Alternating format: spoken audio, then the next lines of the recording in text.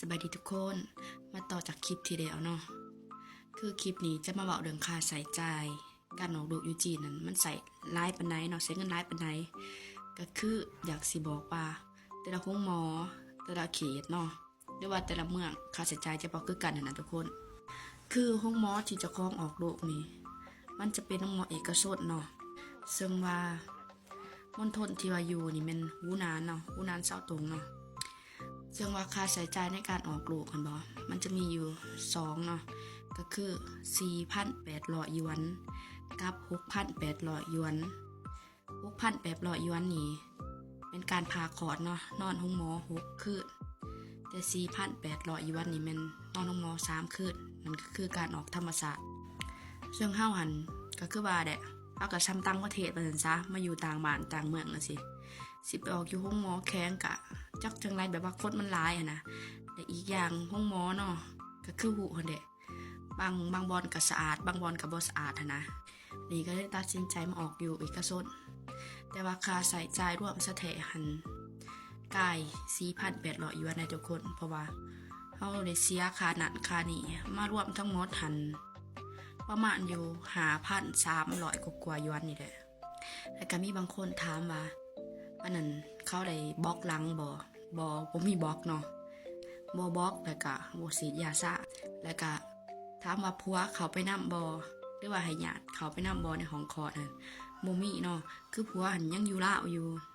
แล้วก็แพทย์เพิ่นจะบ่ให้ญาติเขาไปในห้องคลอดนำเลยทุกคนมีแต่เฮาคนเดียวเลยย้อนกลับไปคลิปทำอีทเนาะที่ว่าเฮาเขาไปในห้องนะเพิ่นจะให้เขาห้องน้ำเพื่อไปขับถ่ายแต่มีบางคนคอมเมนต์มาเนาะว่าแพทย์เพิ่นจะบ่ให้เขาถ้าปวดก็คือเบ่งเลยแม่นอยู่ลาวคือกันเจ้าของออกอยู่ลาวอย่าเข้าห้องน้ำแห้งแพทย์ว่าบ่ให้เขาถ้าจะเข้าห้องน้ำนี้เดี๋ยวลูกก็ออกแต่สุดนี้มาต่างมาออกอยู่จีนนี่ต่างแพทย์เพิ่นว่าไล่ไปเข้าห้องน้ำก่อนนะทุกคนก็คืออยากสิบอกทุกคนเนาะแต่ละห้องหมอแต่ละเขตแต่ละท้องถิ่นคือหูมันบ่คือกันนะนับตั้งแต่ค่าใช้จ่ายคือกันเจ้าของมีหมู่ที่ว่าอยู่คนละเมืองอยู่คนละมณฑลมันนะซะเจ้าของก็ถามเขาหันเดะที่ว่าออกลูกก่อนเขาหันสามารถใช้บัตรประกันของยาได้ราคามันก็จะถือกว่าเนาะเจ้าของยังค่าใจกับการเฮ็ดบัตรเนาะถามผัวแล้วผัวว่าเฮ็ดบ่ได้เจ้าของก็คิดว่าเพิ่นขี้ตัวบ่เพราะว่าหมู่ยังเฮ็ดได้ว่าซั่นซะบัดนี้นางก็ตอบว่าเอ้าเขาอยู่คนละเมืองลึกแข็งคือเจ้าหั่นเด้ก็อยู่ปากเสกรัก14ระเบียบมันก็ต่างกันเพิ่นว่าจังซี่เจ้าของก็ได้เสือเพิ่นหรือว่าบางทีมันเป็นน้ำหมอบ่เอกชนเฮ็ดบ่ได้รัฐเฮ็ดได้บ่ทุกคน ก็เลยบ่เข้าใจนะว่าประกันมันเฮ็ดได้บ่หรือบ่ยังงงๆอยู่นี่เพราะว่าเฮาเองอ่ะก็บ่ฮู้ข้อมูลตัวนี้เนาะมีแต่อาศัยว่าถามผัวเอานะส่วนระบายแจ้งเกิดทุกคนสิ่งมาเตือนก็คือมีพาสปอร์ตอย่างเดียวบ่ได้เด้อจ้าก็คือฮู้เนาะอยู่จีนนั่นภาษาอังกฤษนั่นเขาจะบ่ปานใดเฉพาะบางเขตได้บางเขตนี่เฮาว่าภาษาอังกฤษนี่เขายังบ่เข้าใจดังนั้นเจ้าต้องไปเปลี่ยนซื้อเป็นภาษาจีนและก็อย่าลืมไปของการได้ขยาต้องมีหูนำถ้าบ่มีหูไปเสียเวลาบ่ซั่นก็ไปถ่ายใหม่ยกตัวอย่างเจ้าของไปเฮ็ดวีซ่าคือไปเฮ็ดวีซ่านี่บ่แม่นเรื่องง่ายๆเด้ทุกคนเขาจะเช็คสุขภาพเฮาแบบกวดเบิดทุกอย่างเนาะโดยเฉพาะเป็นกวดเลือดเขาจะกวดเลือดกวดหา HIV เนี่ยหลักๆประเทศจีนนี่เขาเข้มงวดในเรื่องสุขภาพอันนี้สมมุติว่าเป็นพยาธิจำได้สำนึกเขาบ่อยากออกวีซ่าให้คือเจ้าของหันถ้ามีทันเขาว่าสิเฮ็ดวีซ่าให้ตั้งแต่6เดือนเนาะวันนี้เขาเห็นแนวถือผ้าเขาก็ได้ว่าออกให้ปีนึงซะซึ่งว่าปีนึงนี่มันตกเป็นเงินอยู่เท่าไหร่เนาะ800 หยวนถ้าเจอบ่ผิดวันนี้ก็คือหูนั่นทุกคนเจ้าของหันบอกภาษาจีนบ่เป็นเวลาสิสื่อสารอันนี้ก็มีแต่ผัวนะแบบเขาเว้ามาบางทีเฮาเข้าใจแต่ว่าเฮาก็บ่สามารถที่จะเว้าออกไปได้หั่นน่ะวันนี้คือเฮาไปเนาะพี่เอื้อยกับคนลาวเอากันด้วยวีซ่าเนาะเจอคนลาวนำกันนั่นแหละคือสิแม่นหากำลังเอากันเด้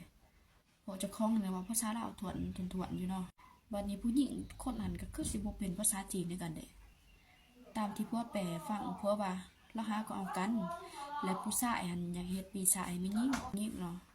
วันนี้ของการเขาบ่เฮ็ดให้เพราะว่าหนึ่งเพิ่นบ่ทันเฮ็ดไปแต่งงานสองมาแล้วเจ้าก็บอกภาษาจีนบ่เป็นนะคือเจ้าของนี่ภาษาจีนบ่เป็นอยู่แต่ว่าเขามีลูกนํกันเนี่ยนะแล้วเขาก็มีใบทะเบียนสมรสเขาก็เลยออกให้ว่าจังซั่นบ่แม่นมาเว้าโดยทุกคนเวลาเจ้าของอยู่จีนนะเว้าภาษาลาวตัวๆนะเห็นคนลาวนํกันนะเขายังบ่อยากถามอะดิวันนี้เจ้าของกัน